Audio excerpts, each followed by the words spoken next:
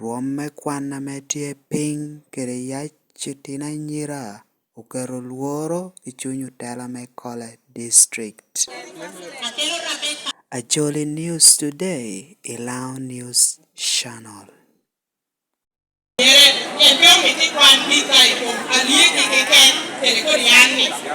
Ilokere yoba me kwero ninamon amobere di shukul Okwerodot Primary Resident District Commissioner me Kole Josephine Omara Olili opara tek tutwal anyim utino me Kole District tutwal wok anyira bikita ma otio kengini kere kwana tek tutwal eredok kutulunyu gini ka yach amwahagi puot tino.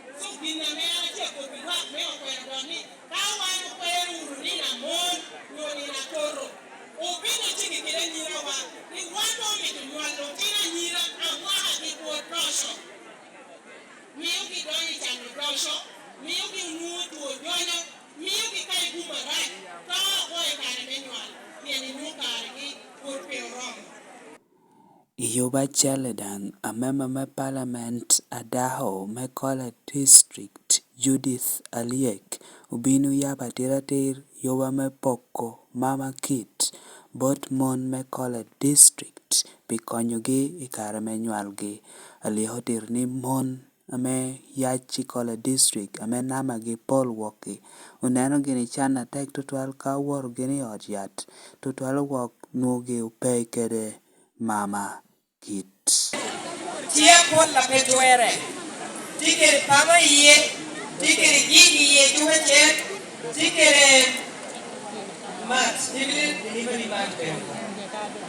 Okay, Omara me, tina be me woru pero kinu biru ke. Tikere goes woru pero ni kamera tikere gloves iye kan, tikere gingol lo penatin. Gingolo penatiti ye. Tikere na be biru ko ni parts tiye gabiru. Woncom a beach me Kole District Andrew Moses Awany utirni beru kengkwan kare ena yetia meyo utino me Kole District tia poto peny me klas abiro atek tutwal. Enda kohi komunywal ni uwe hotina nyira yak ba diegi oro enomiyo jotia yak ji ata.